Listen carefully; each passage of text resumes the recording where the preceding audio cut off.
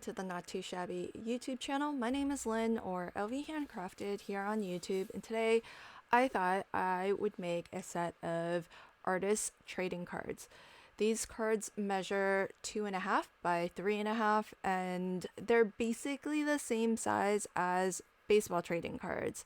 The reason why they're called artist trading cards is because there was an actual artist who wanted to make small pieces of art and encourage other people in the artistic community to do the same. And when they convened at a convention, swap these little canvases of art as a way of sort of trading business cards, but instead they're actually trading a piece of their own art. And so that's why they're called artist trading cards. And in the craft world, we've extended that in a much similar way in by way of swaps. So I think when a lot of people were going to conventions and in-person events and crops, I think a lot of that's still going on, but a little bit less. I think it's starting to ramp up a little bit now, but a lot of times people would trade these artist trading cards, or ATC for short, because it was a fun way of making something and putting your name to the back of it, and it's a little piece of yourself, your artistic expression. And at the end of the event, it was fun to see, how many things you collected. Now, I think this is that whole concept of trading something handmade has also been done with button pins. I think that's also been pretty popular. And so this isn't entirely a new concept, but these days I've been participating and organizing swaps where we just mail each other the ATC. So we're not actually meeting up in person and trading and collecting them, but rather we are it's just sort of like a signing. The way that I run it in my group is I, depending on how large of the sign up or participation is, I'll just divide people into small groups of maybe 4 to 6 people. And the idea is that you would make a ATC for each person in your group. So my group has 4 people, including myself. Technically, I only need to make 3 to send to the other 3 people in my group, and they're going to do the same. They will make 3 to send to the other 3 people other than themselves who are in the group. And so once we do all of the exchange, then each of us will have an ATC from one another. I always like to make one for myself. I don't know that everybody does it, but I like to make one for myself just so that I can have the whole collection and I know what I made for that particular swap.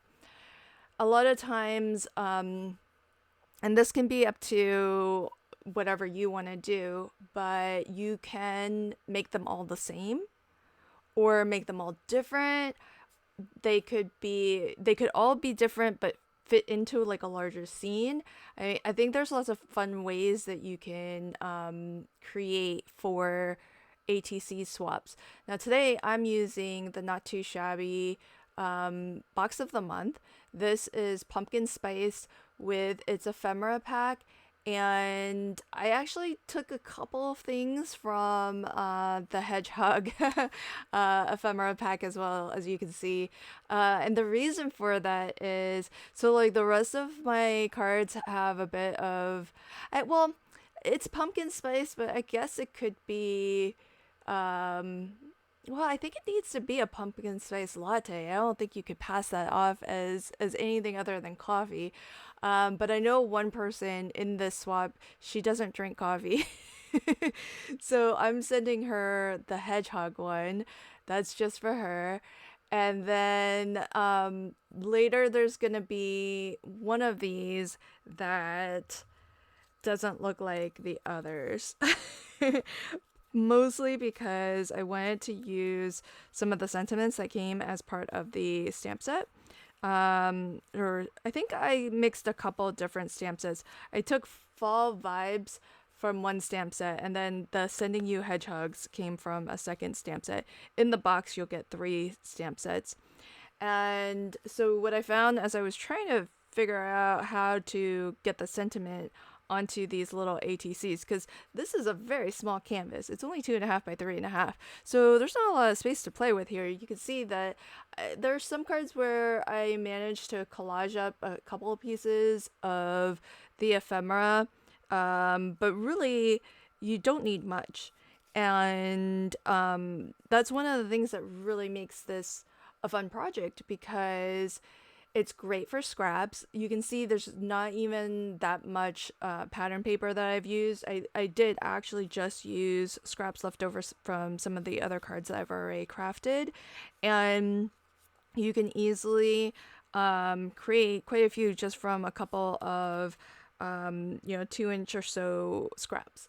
So really, really love that these are such small canvases because you don't really, to be honest, you don't even really need a sentiment because it's not a greeting card. It's not a card where you necessarily need to add a sentiment. And so I think I could have gotten away with not including one at all, but I did want to because I thought that the sentiments were a lot of fun in this month's stamp set, so I wanted to incorporate them. And I'm just using a little bit of low profile foam to pop some of these ephemera pieces up. That way, there's I can still kind of tuck things behind it, and it just gives me a little bit of flexibility. If I don't know exactly how I want to collage things up, I have a little bit of time and a little bit of room to tuck things in here and there. It gives a look that's a little bit more layered and more dimensional. And I'm using low profile foam, so for folks who do actually put their cards that they get into sleeves, because you could buy all of the same baseball trading card paraphernalia, like the sleeves that you would use to protect your baseball cards. Because ATCs are the same size, you could use that and slip your ATCs into those protective sleeves as well. So I have a little binder, which I think is listed as a baseball trading card binder, but I use it for all of these swap ATCs that I've been getting. And it's really fun to just kind of occasionally flip through. It's really nice to get little bits of art from my crafty friends. So I rather enjoy these. I've only been doing ATC swaps in this, I think, just this past year, and I really found that it's a lot of fun. And having a collection of these ATCs now is really enjoyable to kind of flip through as well. So this last one was a bit of a tricky one. I had to pull out some more ephemera because I just wasn't too sure. The ephemera pieces, I usually love the fact that they are so big, because if you're using them on an A2 size card, again, you don't need to use too many of them per each card, and it would fill the space rather well. That's usually why I love the scale of these. But because an ATC is so small, it made it a little bit challenging. So this one I love, but I did fussy cut trim off some of that sort of the extra splatter that was around that.